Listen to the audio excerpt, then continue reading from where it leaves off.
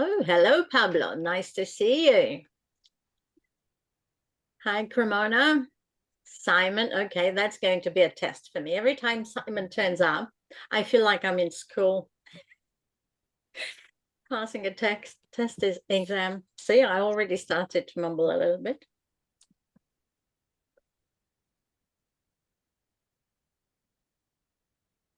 Hello, Joseph, Joe, Salvador. Nice to see you.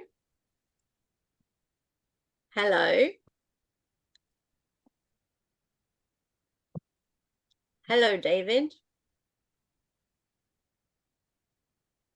3 Davids today. So all of you, hello. Okay. So perhaps a few more seconds until the system allows more people in. And hello from Cape Town. Okay.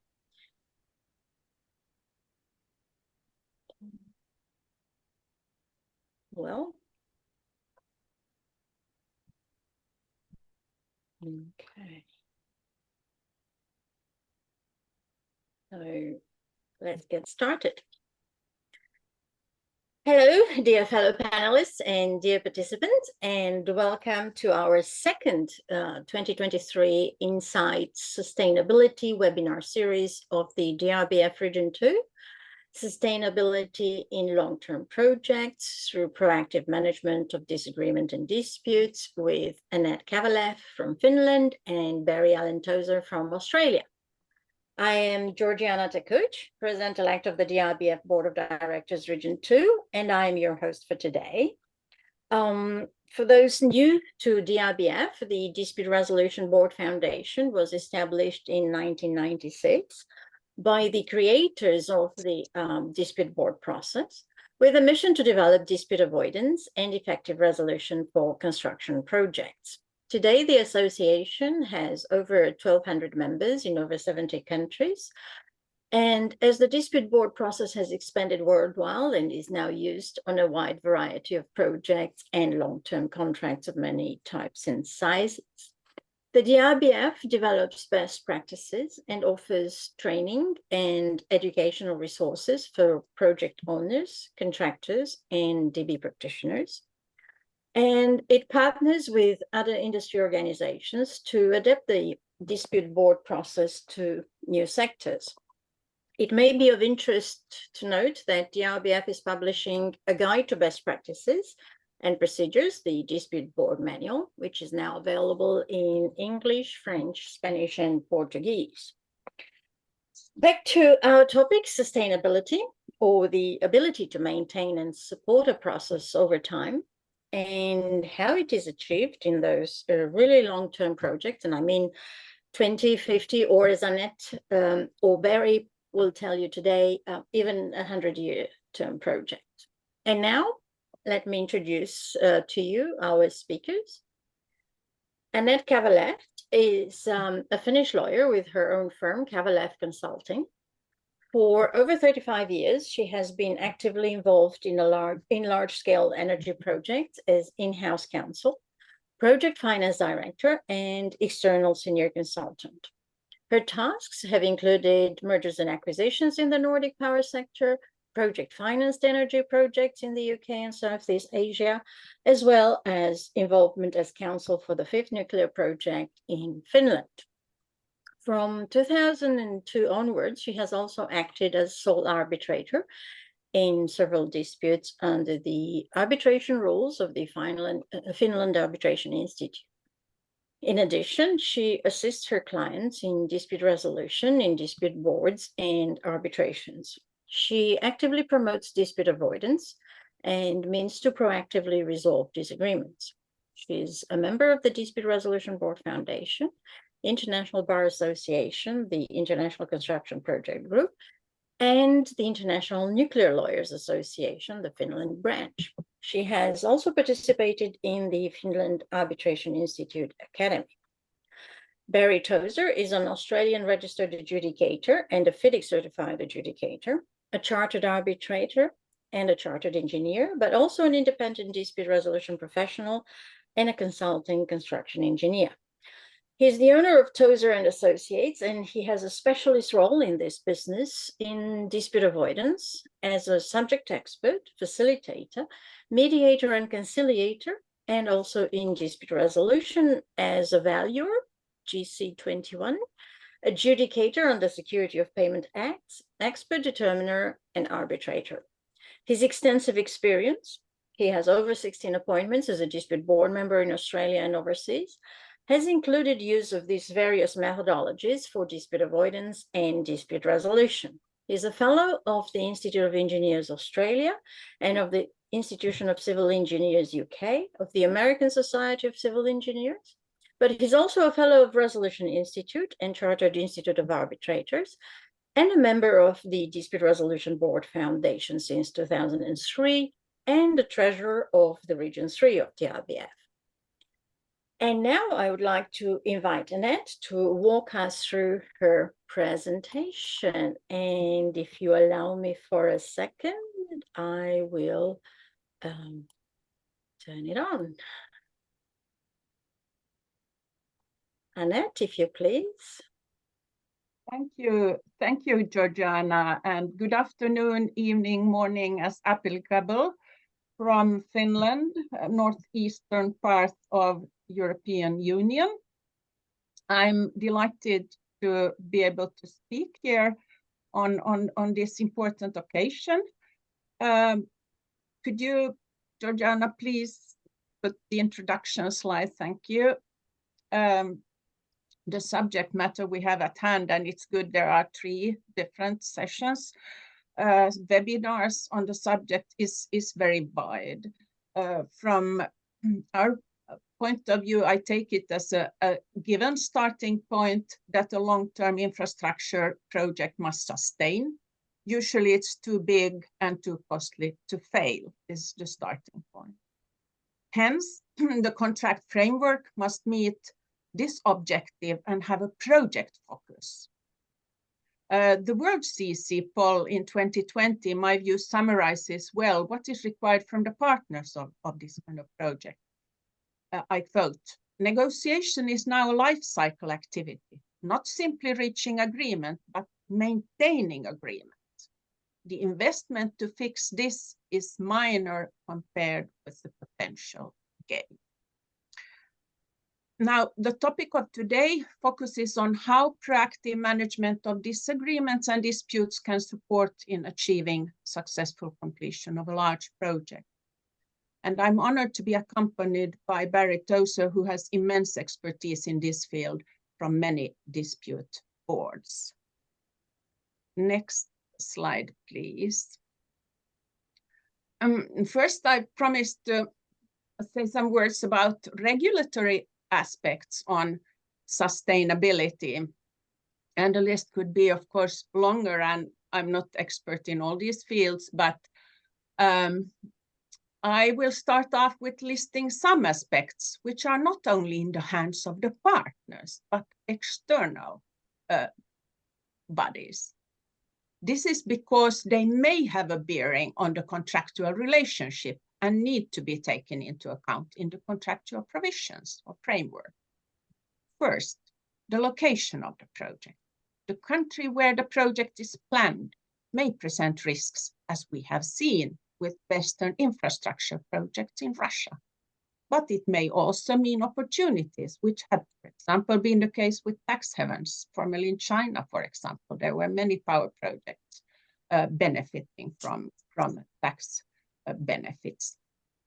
More locally, landowners' interests and municipal planning are important, and focus should be there on openness and access to information to avoid delays and controversies. Secondly, and often said to be the most important contractual provision, is who is your counterparty? Who are the parties to the contract? Lately, this provision has presented political risks in form of sanctions and led to termination of even large projects, and a great example from Finland, not to mention. Also, The financial robustness of a partner is key in large projects.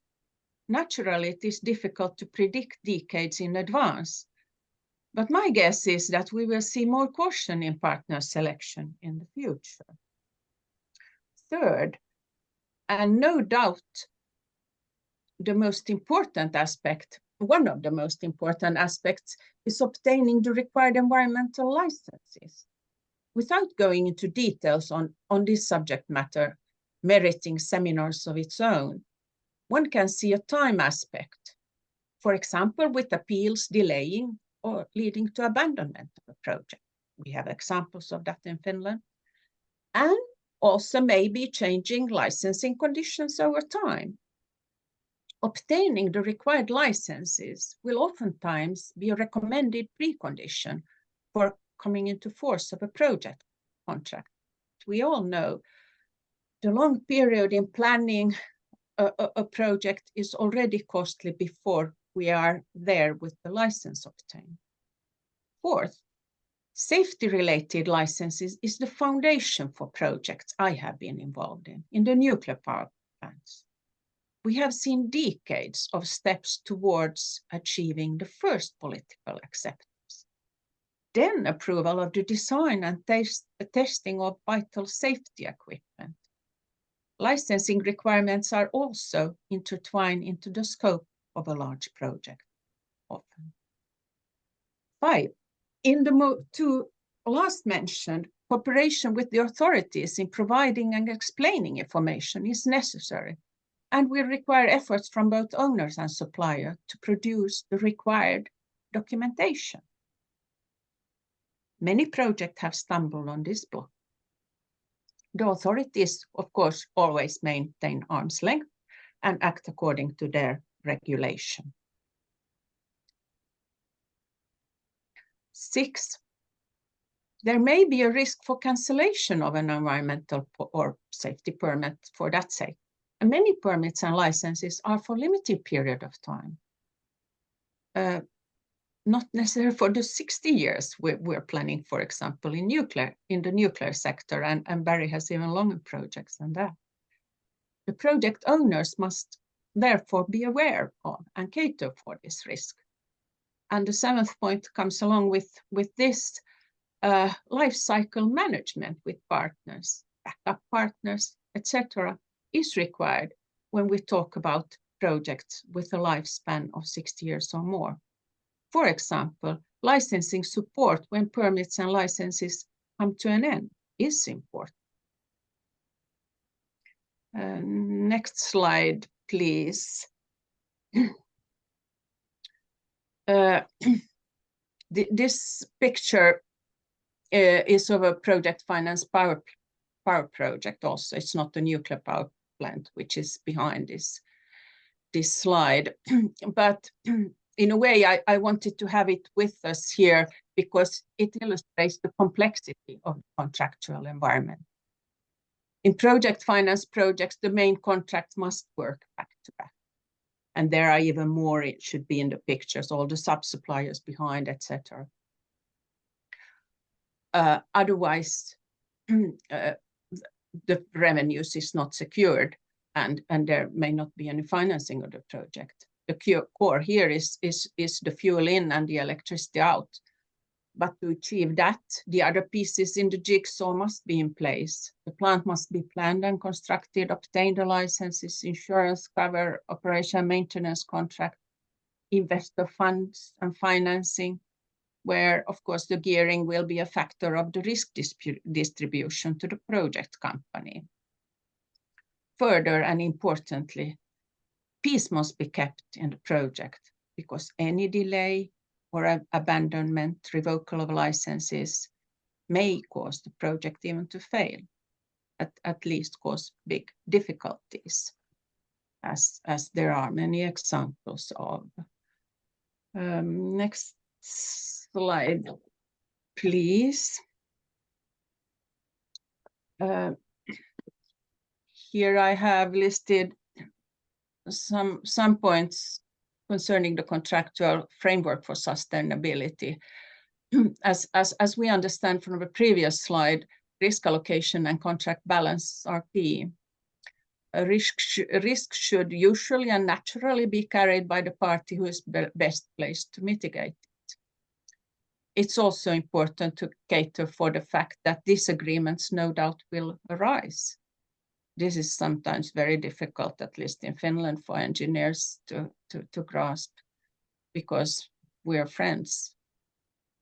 But more and more awareness is coming up that the toolbox should include means for dispute prevention and resolution.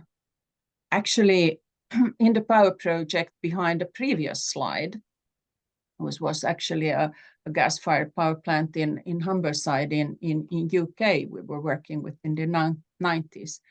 There was already there an alternative dispute resolution mechanism to which all contract parties were obliged to join prior to financing by kind of joinder agreements. Now, remembering the word CC finding that negotiation is a life cycle activity, some thoughts about contract management. Contract management starts from contract negotiation, allocation of risks and responsibilities. When the contract has been signed, the first activity should be handing over the contract to the project, coupled with training, perhaps a joint training with all the relevant parties. I know that Aisha Nadar who's a distinguished member of DRBF, she has mentioned that she really promotes this joint training, because then all parties are on the same page when starting a project. I think also, and I have seen both cases where people taking over the project have not participated in the negotiation, and projects where they have, at least to some extent.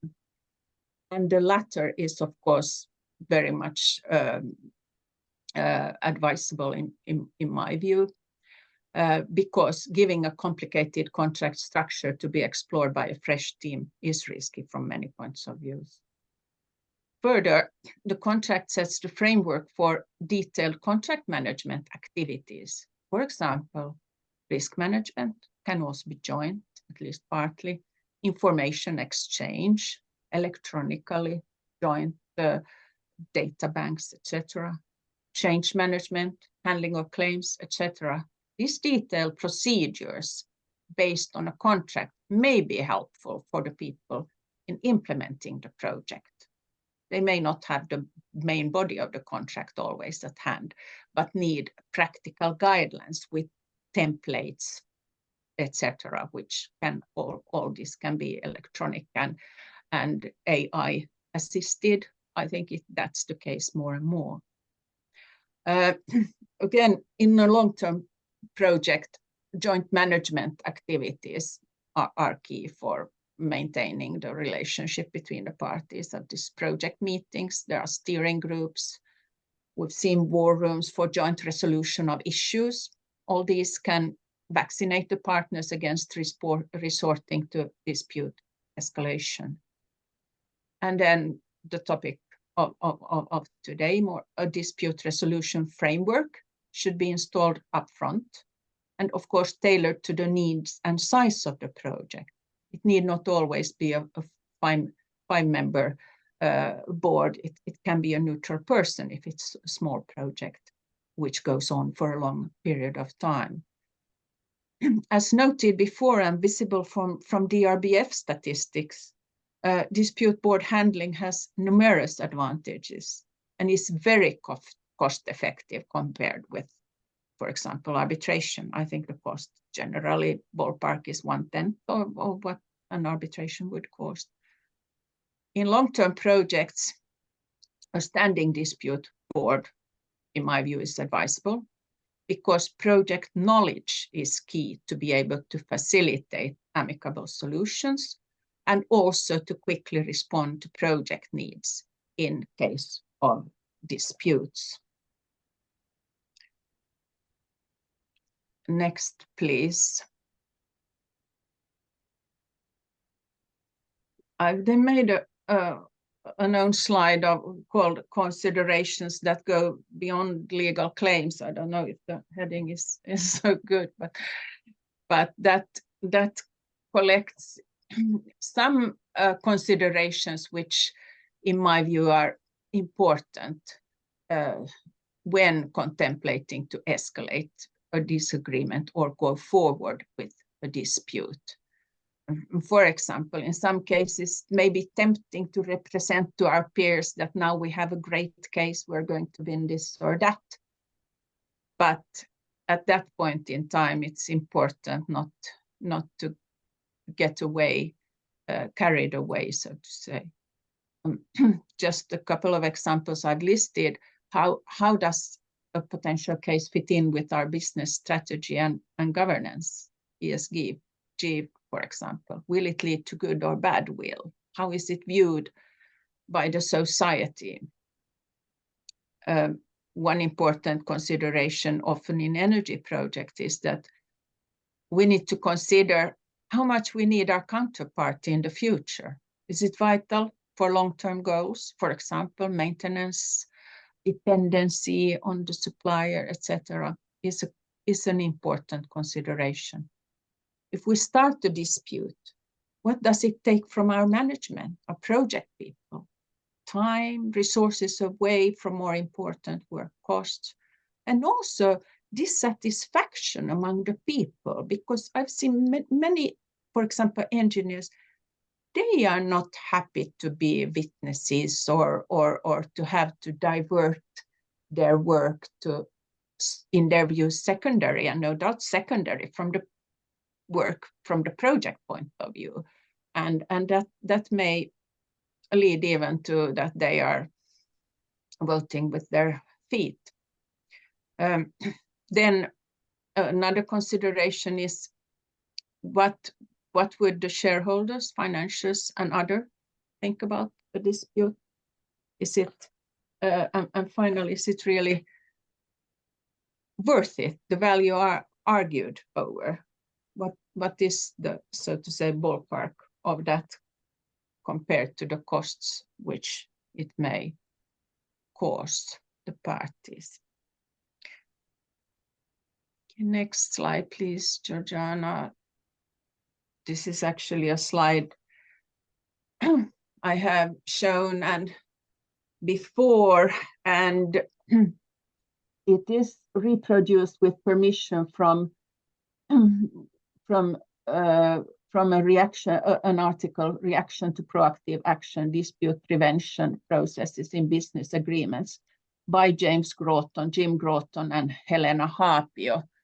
Jim Groton is a distinguished member of DRBF, and he has worked with Helena Hapio, a Finnish lawyer who is really the mother of proactive law in the Nordic countries, and she has also been very active in World CC organization and others.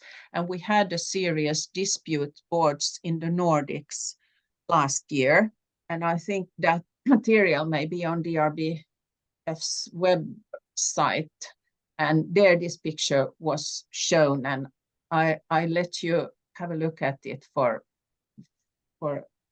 a half a minute or so.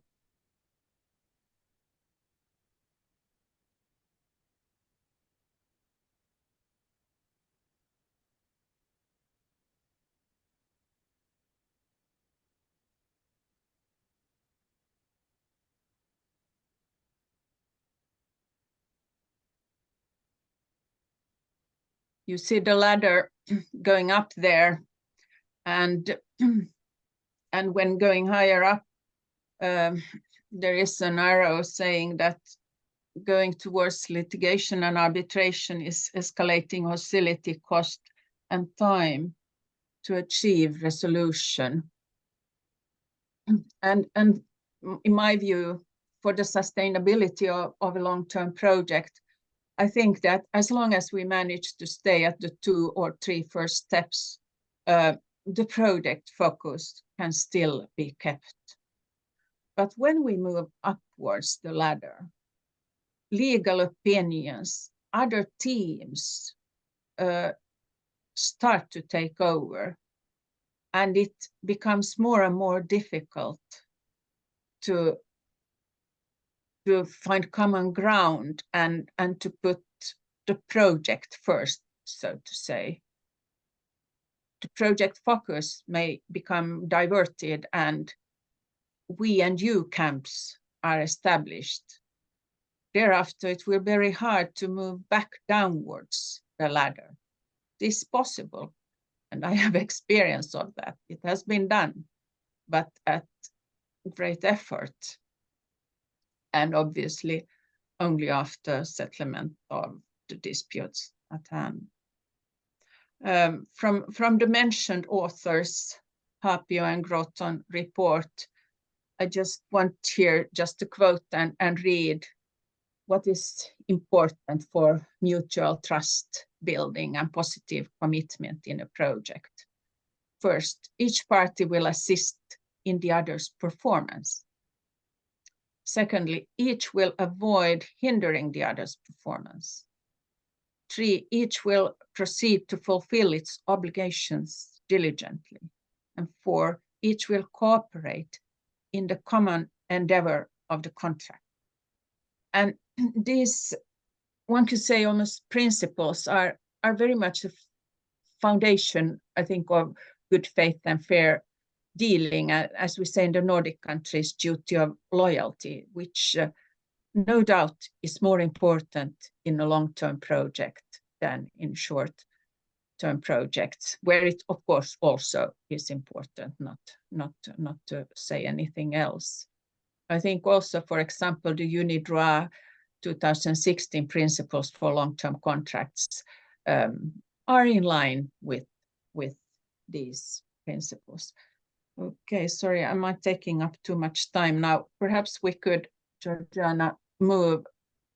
I have a couple of slides of the project I've been working with for a very long period of time, and now that it has come to completion this spring after a long struggle of 20 years of construction, and before that some 20 years of governmental licensing. It's the Olkiluoto 3 project, which is one of the largest in the world, with 1,600 megawatt electricity now being produced.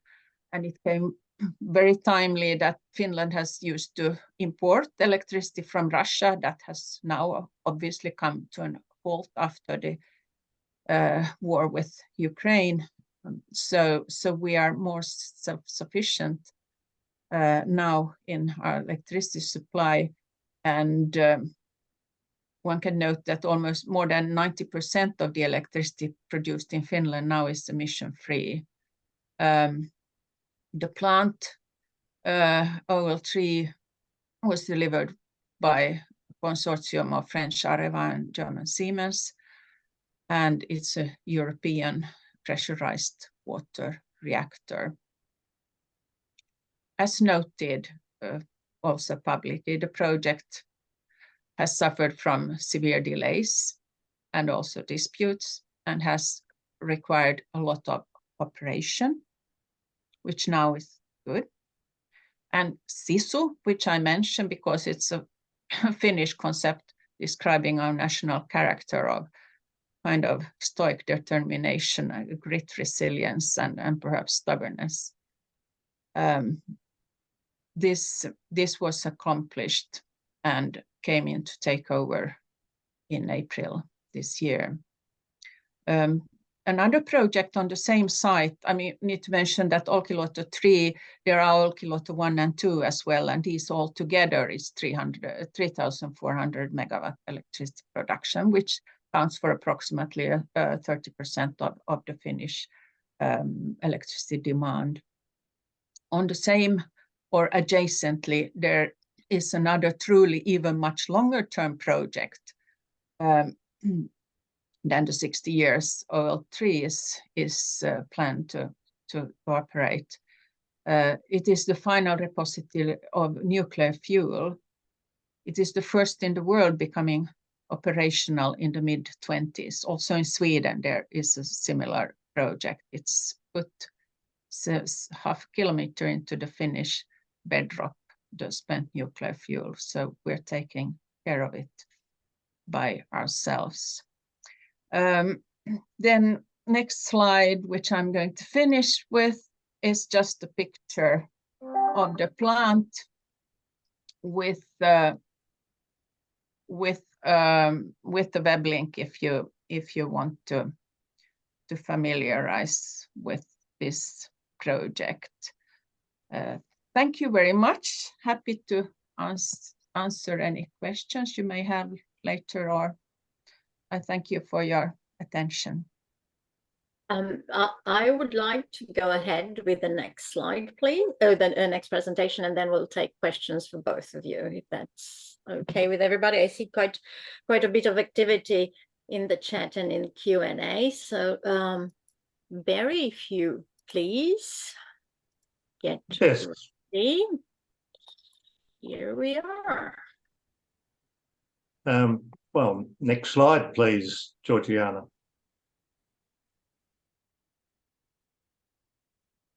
I'm going to talk primarily about the range of projects which can fall into this long-term category. And Ed has already mentioned nuclear, but there are, of course, a variety of renewable energy projects. Most of you will be familiar with the wind farms, which are now dotting the world, both onshore and offshore.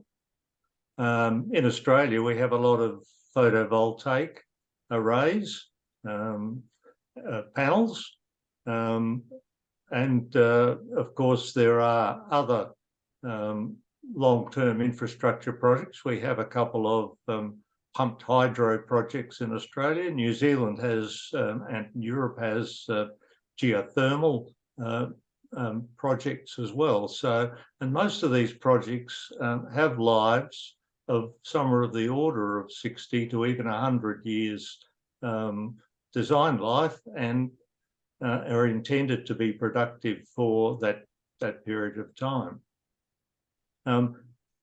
The other type of project which is becoming more common around the world is that of transportation systems, and particularly city metro systems and high-speed rail systems.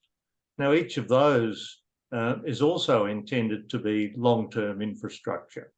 They are not built for the short term. They are built to last, and 100 years is not long for a railway system by any means. And the interesting thing about those, I'll talk about a bit later on, is how they grow. They start off with a line, but eventually they become a whole network.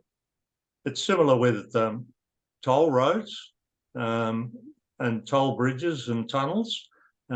We start off with a single project, in many cases, a single road, 20, 30, 50 kilometres, and it is extended over time and finally becomes a significant network. In Sydney, for example, we started off with the M4 motorway. We now have 8 motorways and a total of about 100 kilometres of highway available for traffic, including a ring road, which was not even envisaged at the start of the system. So growth in infrastructure projects is something that has to be taken into consideration when considering the first parts of it. Another case which is currently prevalent in Southeast Asia is port development, enlarging large container ports from a single wharf in the first instance, and sometimes, of course, these expand as the transport of containers increases, expand from a single wharf to 4 wharfs or 8 wharfs or even 10 wharfs in some cases. In Australia, we have export raw materials export wharfs. I can remember Port Hedland in Western Australia with a single wharf. It now has about 15 wharfs taking various bulk commodities away from Australia. So infrastructure projects cover a very wide range. One could also look at infrastructure projects in terms of processing plants in agriculture and environmental production of fuel from waste products. In another area, we've got public infrastructure, things like hospitals, schools, prisons, district heating, cooling, and affordable housing, all of which are designed to last long periods of time and quite often are procured initially with the objective of a cash flow coming back to the provider over a long period of years, either by means of a concession where the payment is made for production, or a concession where the availability of the asset is retained and payment is made for certain KPIs, key performance indicators, over the life of the project. So these projects may comprise single contracts between, for example, a government and a concessionaire, but are far more frequently involve multiple contracts with a large number of interfaces between contracts, and the relationships between the parties involved may be very complex from time to time on some of these. Procurement methods could include design build, EPC, PPPs with direct income generation or other performance systems, and the projects generally are multidisciplinary in nature. Typical characteristics in the overall development setting.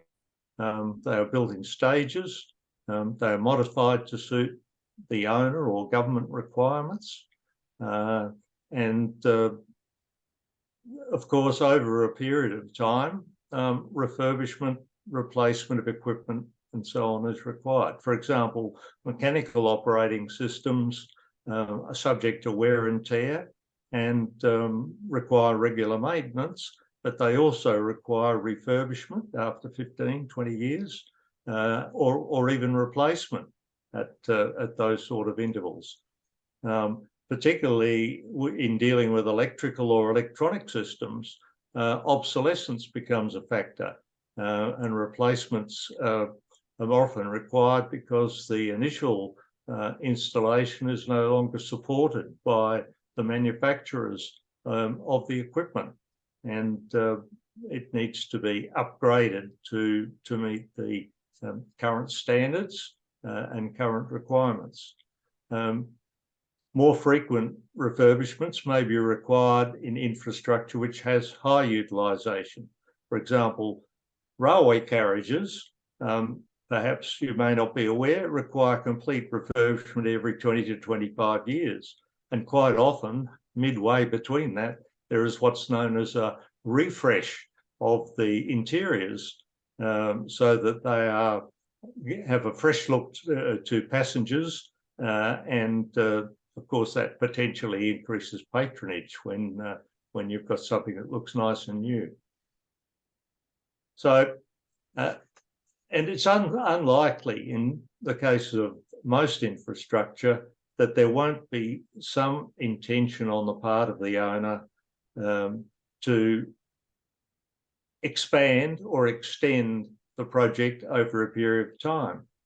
And it spoke about a power station site which now has 3 reactors, number 1, number 2, and number 3 over a long period of time. And this is typical of those sort of installations. I was involved with Hinkley Point Power Station early in my career. Number 1 power station was already in operation at that time, and we were building the number 2, Hinkley Point 2. At the present time, Hinkley Point 3 is being constructed in the southwest of the UK. So you can see that on many sites and with many infrastructure projects, there is a lifetime which can well be 100 years for the project overall, even if some of the individual components don't last that long. In large facilities, periodic resurfacing and sharing the infrastructure with new facilities is quite often required. In relation to the operation, most facilities, if they are being provided by a concessionaire, require key performance indicators, KPIs, for operational performance and availability to ensure that the owner is getting value for money in the facility that's been provided. And quite often, of course, there are disagreements over whether or not the KPIs have been achieved, and it's necessary to have some discussion about the meaning of some of them and whether or not the contractor is entitled to the full payments each month, or whether some reduction is made by the owner from those payments. So that's just a broad starting point for the subject. Can I have the next slide, please? Georgiana? Right. One has to look at the overall project risk profile. Projects start with, and certainly before you get into design, there are quite often many years of negotiation to obtain approvals. But once that's achieved, design, procurement and construction, the first major phases, followed by commissioning, and then a period of operation. But inevitably, there is also enhancement, refurbishment, replacement, and at the end of the useful life, somebody has to do decommissioning and rehabilitation of the site in many instances. So in order to be able to cater for all of these stages, a lot of flexibility is required in the dispute resolution, dispute avoidance and resolution arrangements. So one might start out with an initial dispute board, and it may need to be refreshed. Hello?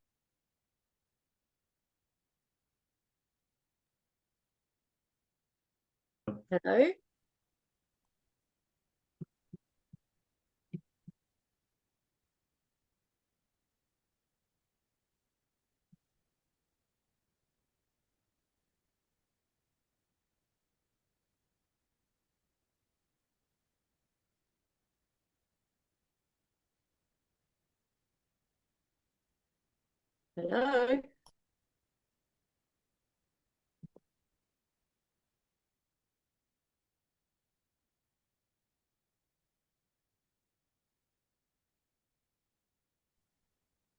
No. My computers did a bit of a glitch, sorry. Consider whether there may be a need for more members due to the multidisciplinary nature of the project, or changes in membership of the standing 3-person board as the project progresses from one stage to another. For example, the people with expertise in the procurement and construction phase may not be appropriate for commissioning or operational maintenance phases of the project. And so it may be necessary to have some changes or foresee changes may be needed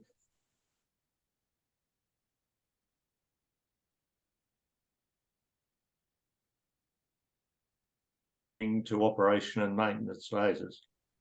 And of course, if one is considering further phases of the project, then such as expansion or enhancement, then one needs to consider for those whether one goes back to the original standing board if they're still around, or to look at a new standing board to be appointed, depending on how long it is before that process takes place.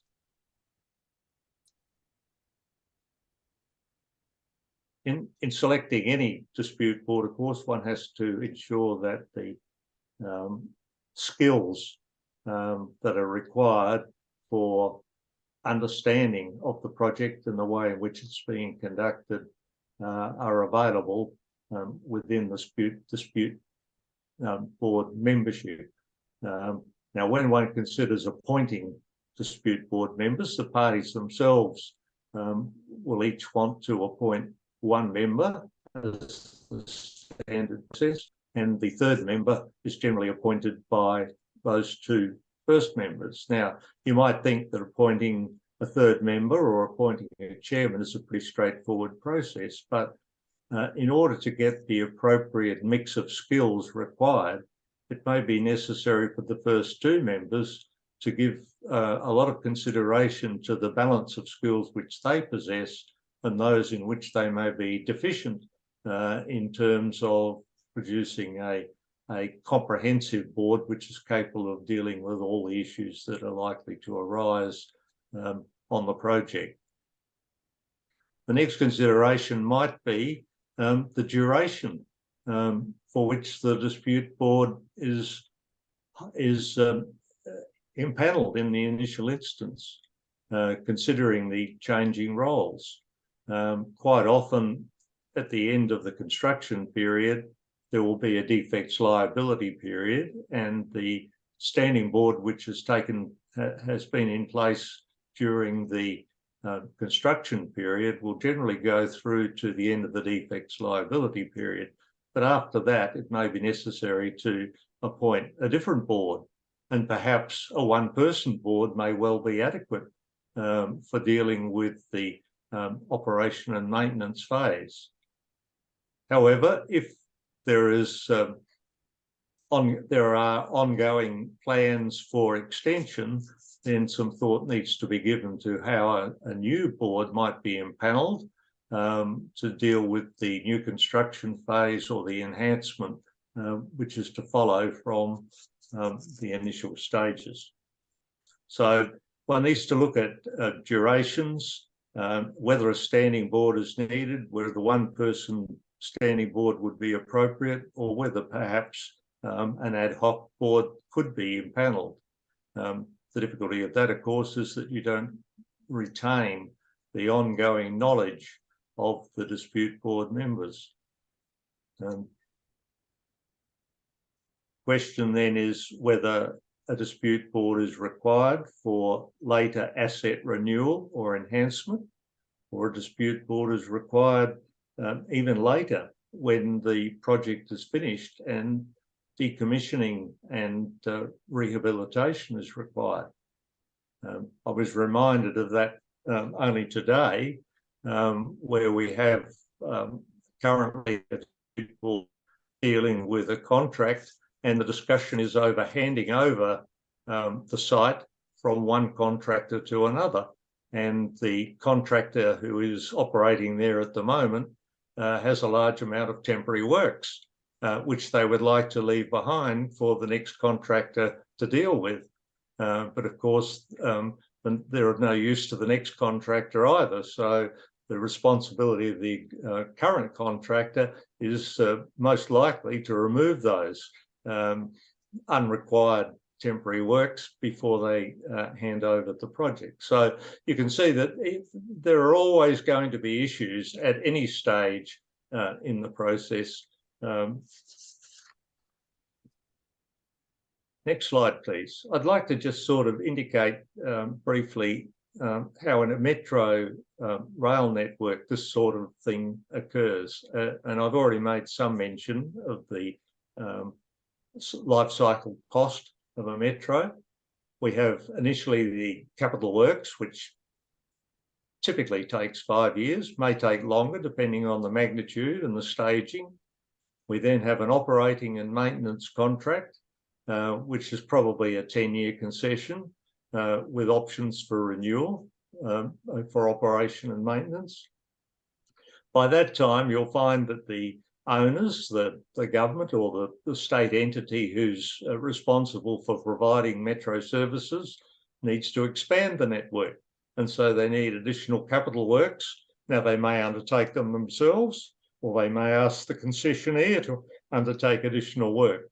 One thing is almost certain, that is, if it's an expansion of the network, the same operation and maintenance contractor will be offered the additional services, and there will be a renegotiation of the operation and maintenance contract.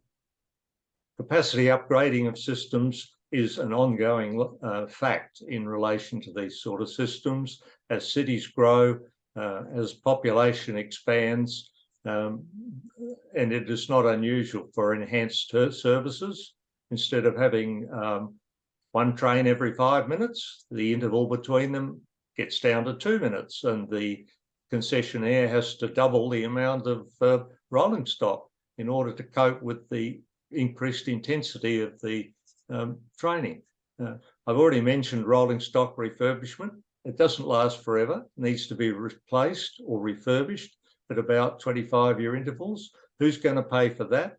Well, probably a further concession for the O&M contractor is the easiest way, rather than getting somebody else in to do it, because otherwise you'll have differences of view as to what an appropriate expenditure is on that subject. And when do you think potential disputes are most likely to occur?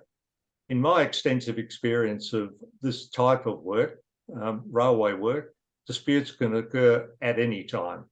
They can occur, the most likely time that they occur is when there is new capital works being undertaken, but there are similar likely disputes over rolling stock refurbishment or replacement, and there is also likely to be potential disputes when it does come to the time, if it does, of decommissioning and rehabilitation of a site or sites. I hope those thoughts give you something to think about. Thank you.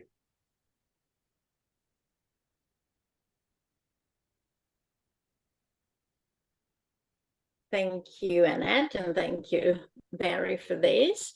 We would get ready to get some questions, and I would start with Annette. It's a difficult one. I doubt you have an answer for that. Would you please share the additional cost and time increase because of the increased dispute between engineer, employer, contractor? I'll ask Annette to go first because she mentioned at some point the savings in cost and time, and then I'll ask Barry to comment on it. Annette? Thank you. Thank you. Of course, you can't really compare the issues that come before a dispute board and then when they materialize to an arbitration, which scope may of course be much larger. So I very much rely on DRBF's knowledge here and statistics. But one comment you often get from in-house councils is that, shall I first pay for the dispute board and then for the arbitration? And I think what the dispute board there does and what is cost worthy is may totally cause the dispute to go away, or at least reduce it so that the scope for arbitration is smaller. But I think that the percentage cost that you are talking about promilles when you discuss issues being resolved by a dispute board, and percentages in cost when you of the value of the dispute when you are in arbitration. That is the ballpark which I've been discussing with other also. That is about right.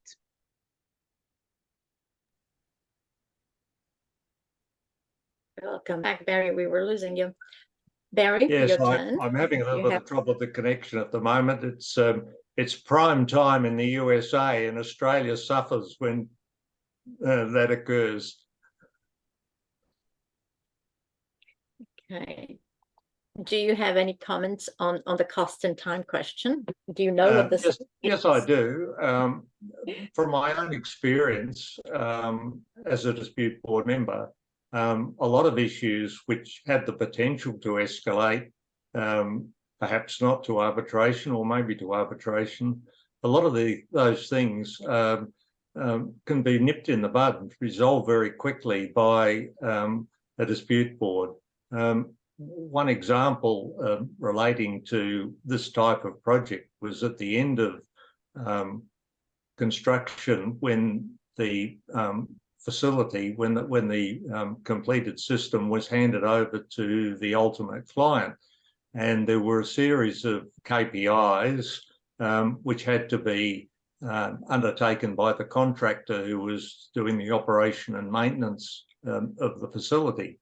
And the new employer, the eventual owner of the asset, and the contractor couldn't agree on just what the scope of some of those KPIs were. And clearly the future financing of the contractor was dependent on him getting his payments each month based on the KPIs. So the two of them sat down with me and decided and provided me with what each of them said they thought the particular KPI meant. And they said, Mr. Dispute Board member, this is my opinion. He's got his opinion. Whichever opinion you say is correct, we will accept. They had reached the point where they couldn't reach agreement, but they were prepared to take an independent, neutral person's opinion as what would be the proper interpretation of the KPIs. Now, that was a pretty straightforward and very inexpensive exercise. One could imagine, well, that may have gone, had it not been available to them to use a dispute board that they trusted after a few years to make a decision to assist them. Thank you, Barry. Well, to DRBF, I would add just that in general, specific answers you would not get because those will be confidential to the respective parties. In the same time, if you want to have a simple calculation, look at the costs of experts, whether technical or legal, look at various fees with various institutions, and you would start from, you know, the minimum cost that you would incur for a very small dispute in the lowest class, and you could build up from there. A next question from Joe Kelly. In relation to a build, operate, transfer agreement, where the lifespan is designed for 100 years, but the operation agreement is only for 30 years. If another operator takes over and does not maintain or look after the facility, how does this affect the design life liability if 100 years is not achieved? Well, that's less to do with the dispute boards, I would say, but it is to do with a potential dispute, and I'll pass it on to Barry first. Perhaps Joe Kelly, also, if you look at if you're coming from, or the facility is located in a civil law jurisdiction, you would look at the liability of the designer for the facility. And that will depend if it's a structural problem, then you look at life of the facility, or other defects would depend from law to law. I don't know about common law, but Barry, if you can, you're frozen again.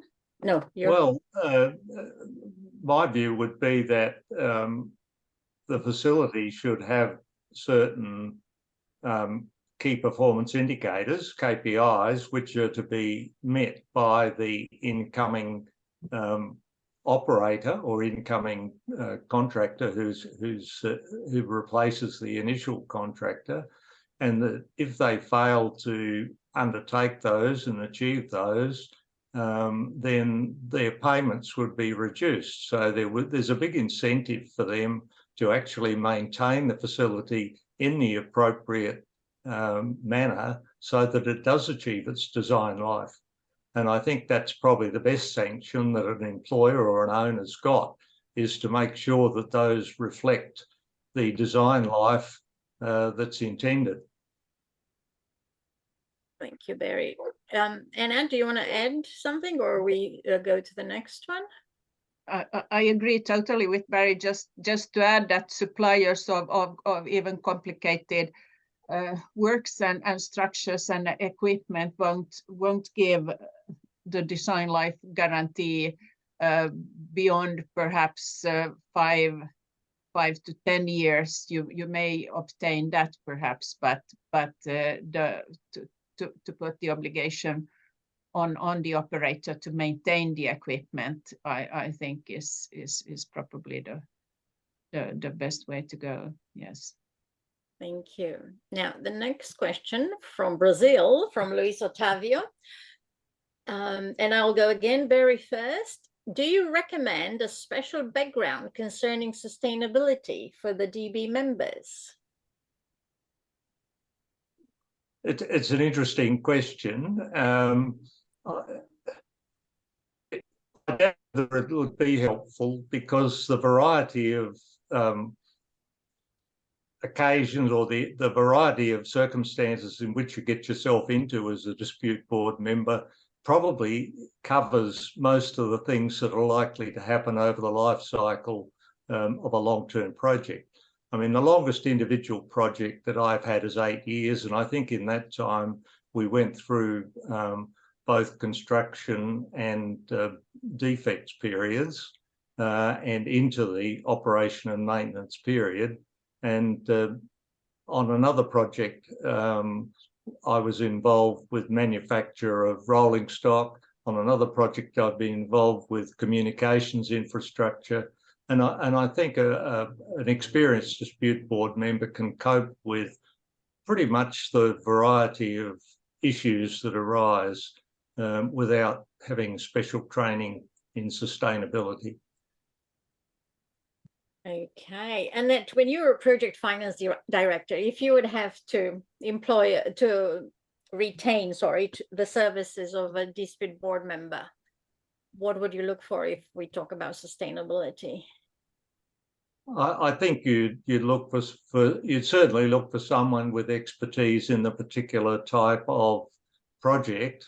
You know, preferably if you're looking for someone for a nuclear power project, then you'd look at someone who has at least worked on one or knows something about them.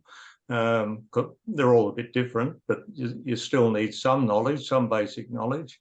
The same with metro systems. You need to have somebody who has either worked on or understands what the nuances of railway work are. So I think experience is the first thing. Secondly, of course, you need somebody who has the appropriate facilitation, negotiation, and dispute resolution skills, that understands the law and can deal with those in an objective and rational way. Thank you, Barry. Annette? Yes, if I may add, the other thing is I agree totally with what Barry said. The availability also of the dispute board member is important, depending on the issues. If it is project finance project, you may need quick access to the dispute board members. So someone who has very many boards at the same time may pose a risk, but of course you need to balance and see that the relevant expertise is there too. But I think availability is important. Obviously, all the other aspects, impartiality, capable to negotiate, perhaps also experience from different sides, not only contractors, not only owners, but having worked on many sides of the relevant infrastructure project. And with experience, we might say that they also know all the related aspects to sustainability, whether it's environmental, whether it's social, whether it's corporate governance, whereas the Inter-American Development Bank added a fourth dimension, the economic one. So I think all these four would be embedded in the experience in the particular field anyway. Yes. So next question, Salvador Castro from the Philippines is asking Barry, because of your experience on the Metro Rail project, what were the various or the specific stages where the dispute boards were changed or replaced, and whether the dispute boards were ad hoc or standing? Got lots of questions. And the last one, which is the stage the DB was a sole DB? So the first one, easy, ad hoc or standing? Standing boards. Okay. All the metro projects have had standing boards, yes. Second was a sole or yes, for some of the contracts, some of the smaller contracts, there has been a single person dispute board. and the Very hard to find somebody with the appropriate experience, but it is possible, and there have been several contracts where only one person has been appointed. Okay, and the main question, at what stages, if there were any specific stages, where the DBs either changed or replaced? In the 8-year contract that I was on, the chairperson resigned after 6 years. I think he'd had enough. And there was, he was the chairperson, and so the other two members, myself and the other member, agreed on an appointment of a new member to replace or to complement the board. And I took over as chair because by that time I'd already had 6 years experience on the project. So we rejigged the dispute board in that way by using one of the more experienced people to take over the chairmanship and introducing another person with appropriate experience to the board. Thank you. So, you know, that would be, I think, the best way of renewing or refurbishing a board over time as people retire, as they will, from boards. Thank you. Next one from Pablo. In my opinion, contracting parties involved in DB projects have limited awareness of the importance of sustainability. Do you agree? First question. Second question, how to prioritize long-term sustainability goals over short-term financial considerations? Who would like to go first? Barry, I think you'll get it first. Well, I disagree that anybody who's active in dispute boards would have had to deal with a lot of sustainability issues in the last decade. I think it's the buzzword by just about everyone and everything. And you will have been told that you can't use concrete anymore and you can't use steel anymore because, you know, you need to have green steel and you need to have eco-friendly concrete.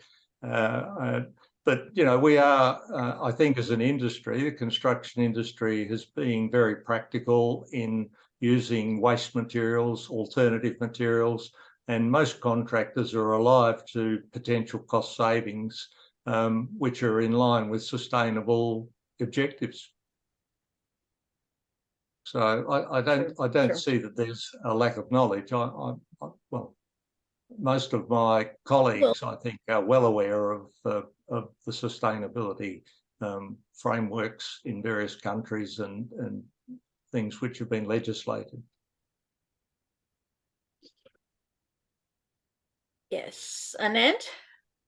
Yeah, yes, I agree, and I think it's just starting to creep into contractual frameworks and others. So it's of course very much dependent on the type of project which we are in and so forth. So I think the dispute board members will catch up with what is the requirements within the project and which is their scope, so to say. Okay. Joe Kelly is thanking you guys for the response, and he's mentioning that there was an issue when the original contractor operator refused to bid for another concession extension due to commercial issues with the owner. So shall we understand that then they didn't have a dispute prevention and the relationship deteriorated beyond? Okay, and he's adding a new question in relation to a DB. When should the DAB be formed in accordance with FIDIC 1999? For a small contract, is it appropriate for one to be formed when a dispute arises? Well, that will depend. Barry, other than the standard answer, just the DB. The standard answer is important. An ad hoc board does not perform any dispute avoidance role, and the primary role of a dispute board is avoidance. I've undertaken in the Pacific 5 dispute boards as a one-person board, and they've been standing boards even on very small contracts. In fact, the smallest contract that I had was only $2 million. B or me? It's probably the smallest dispute board ever on a contract worth $2 million. My fees, by the way, were only about $5,000 for the whole of the project.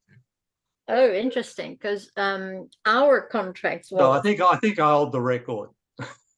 Okay, you hold the record for the smallest fees. In Central Eastern Europe, the bigger projects are around, medium projects are around $3-4 million. And we get sometimes a 3-member dispute board, sometimes ad hoc, or majority there are ad hoc. And the fees go beyond that, especially because there's a lot of problems to deal with. Anna, do you want to add? I think this is the last question, if you want to add anything to it. No, I think from experience that to have a standing board from the outset, whether smaller or larger, for avoidance purposes is key. Having to resort to, for example, ad hoc dispute boards down the line in the project has proved difficult. They are turning then into mini trials, etc. Also setting up a standing board later, for example, after a settlement, is of course may be a good idea, but there is the problem of the board not knowing the project history in the same way as if you have had it there from the start to facilitate dispute avoidance. Sure. Okay. There was a comment about when the slides are going to be available. Well, generally it's in a very short period of time, next day or so. You could also find the whole registration within the library, but also on the DRBF YouTube channel. I recommend that you all subscribe and you have access there to all our webinars, irrespective if region 1, 2, or 3. And if there are no other questions or comments, I would like to thank you very much indeed to all of you, in particular to our panelists. And I would like to invite you to join our annual DRBF MENA conference at the end of this month in Istanbul, and the Central Eastern European Conference in March in Bulgaria next year. And for those of you who are already members, I would like you to write down in your calendars 21st of December. It is a member-only complimentary webinar where you will get to see a mock of a dispute board written by our colleague Simon Fagan. Thank you very much again, and please consult our calendar on the website. And goodbye. Thank you. Goodbye. All right. Thank you all, and goodbye.